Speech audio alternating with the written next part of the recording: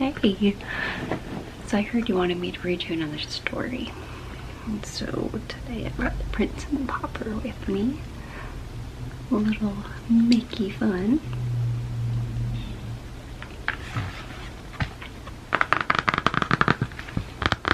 Just lay back and relax.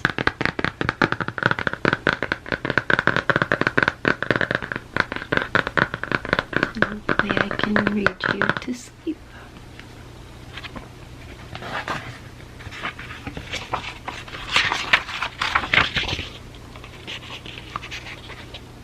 The Prince and the Pauper.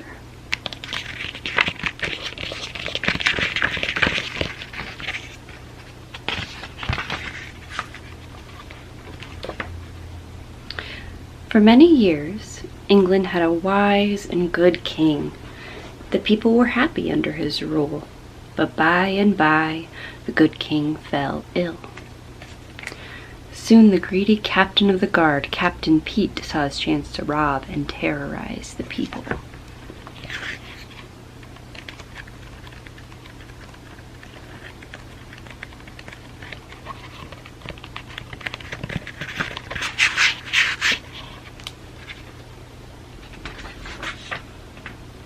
Without firewood to heat their simple homes and enough food to eat, people suffered terribly throughout the land.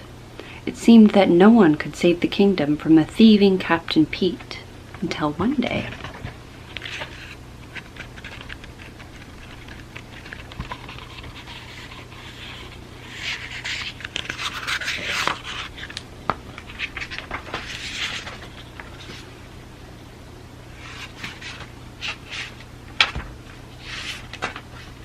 "Kindling! Fresh kindling!" called Mickey. Beside him, Goofy shouted, "Get your snow cones here, plain and rock and twig!" The two friends were hungry and cold too, but they tried to make the best of things. Suddenly, a coach full of Captain Pete's soldiers spun around the corner, spraying snow into Mickey and Goofy's faces. Mickey's dog Pluto shook the snow from his snout and took off after them.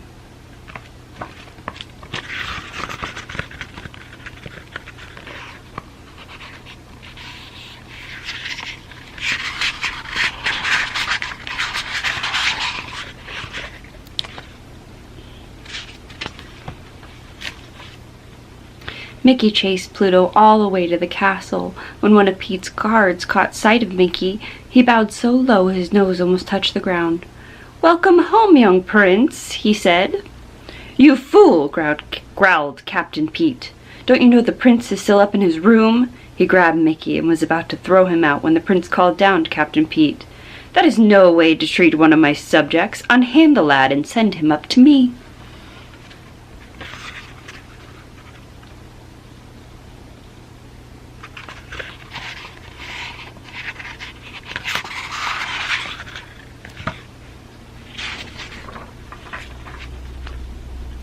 As Mickey tried to find the prince's room, he stared at the luxurious castle furnishings. He was so busy looking around he forgot to watch where he was going. With a loud crash, he stumbled into several suits of armor. Just then the prince appeared. He was about to greet Mickey when the helmets toppled onto each one of their heads.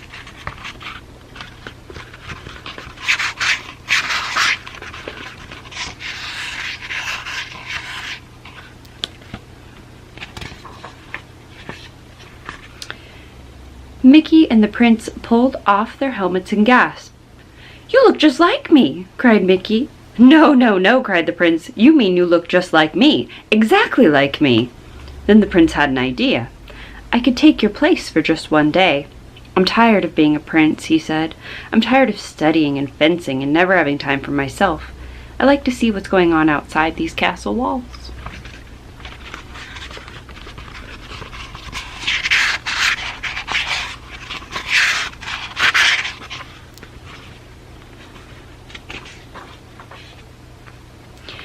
"If we swapped clothes," he told Mickey, "you could live like a prince for a while, and I could just walk around the kingdom like an ordinary citizen." "But I don't know how to be a prince," said Mickey. "Don't worry," said the prince, as he gave Mickey some royal clothes. To govern, you need only say, 'Splendid idea, I'm glad I thought of it.' And guards, seize him!"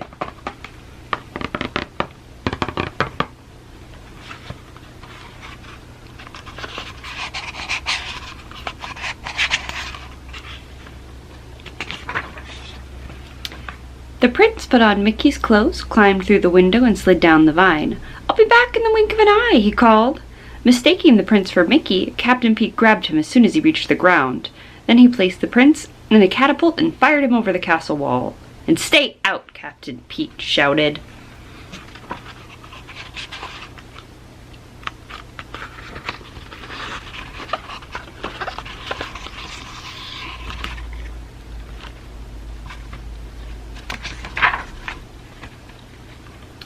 The prince landed on his face in the snow, and Goofy and Pluto ran over to help him. As soon as Pluto sniffed the prince, he knew it wasn't his master Mickey, so Pluto trotted off to the castle gate to wait for the real Mickey. "Gosh, Mickey!" cried Goofy.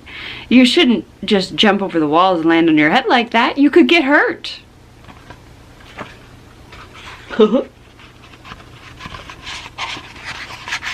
As Goofy would say.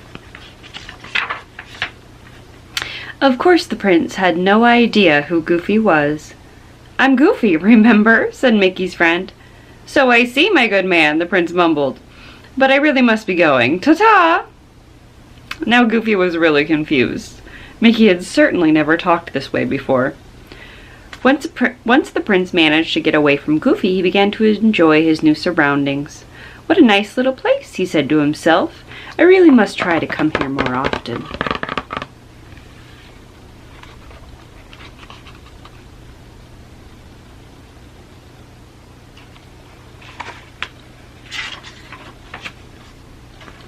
The prince was enjoying his walk when he spotted a little dog.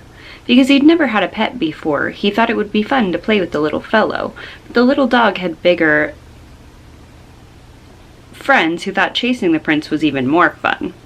Back at the castle, Mickey was quickly becoming bored with life as a prince. He didn't like spending all day taking all those lessons. Not when he could be eating instead.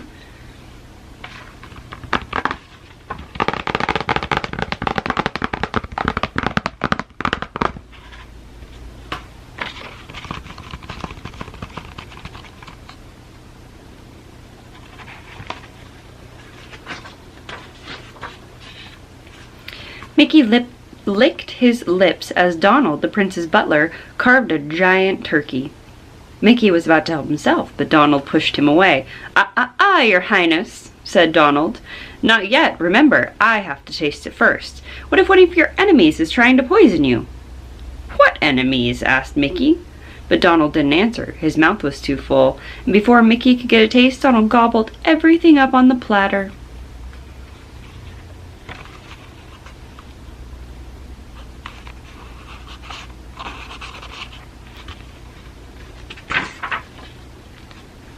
Outside the castle, the real prince quickly discovered the greatest enemies of the townspeople were the king's own soldiers.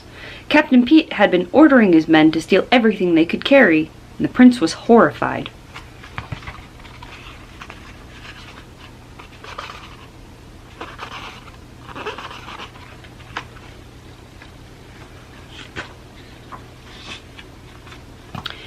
"As your prince, I command you to give everything back that you have stolen," he declared. "Prince?" scoffed the soldier.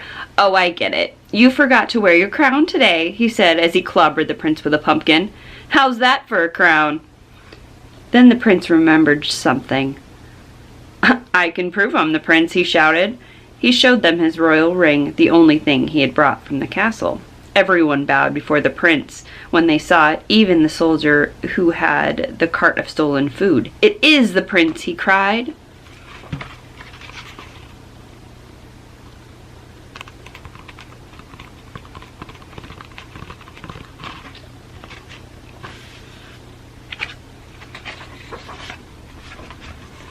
The prince quickly took charge of the food and began to give it back to the hungry people. He handed out loaves of bread and chickens and sausages and hams until all the food had been returned. "Hooray for the prince!" shouted the happy crowd. Not everyone was happy about the prince's kindness. least of all Captain Pete's spies, who ran off to tell him what the prince was up to. Pete quickly found the prince and had him thrown into the castle dungeon.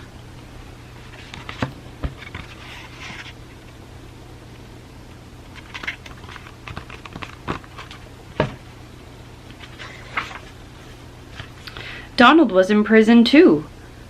The prince wept as he sat on the cold stone floor, 'cause he had changed places with Mickey. He had not been with his father when the king died, and now Mickey, the pauper, would be crowned king. Suddenly, there was a sound of heavy footsteps. Donald and the prince peered through the cell door to see a dark figure coming towards them. He was carrying a very sharp axe. "It's the royal executioner," gasped Donald. Captain Pete must have sent him.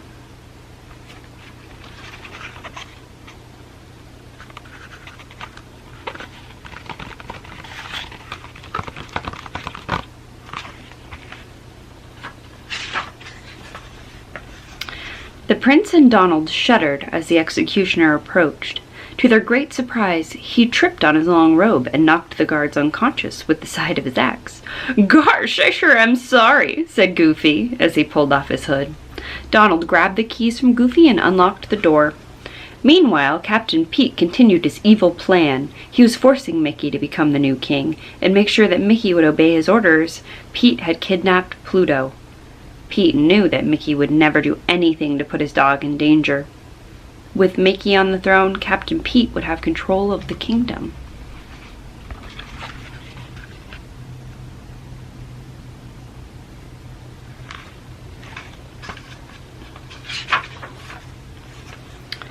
Just as the crown was about to be placed on Mickey's head, Mickey ducked and said, "Stop!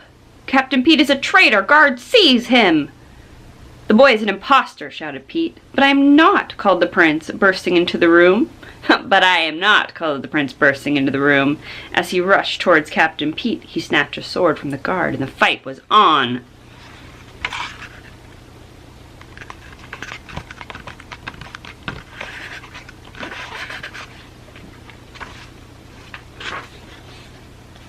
Goofy and Donald were doing their best to help the prince. Donald swung his axe and sliced the ropes that held up the chandelier. It fell on the whole crowd of soldiers. When the brave prince knocked Pete's sword out of his hand, the townspeople cheered. "Off to the dungeon with them," commanded the prince. The townspeople tied up Pete and his men and led them away.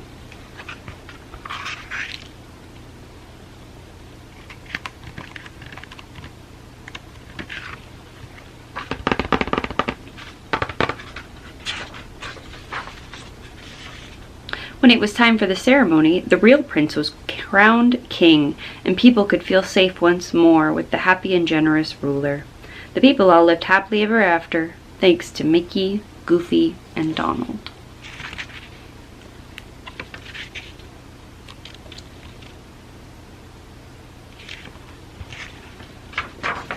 The end.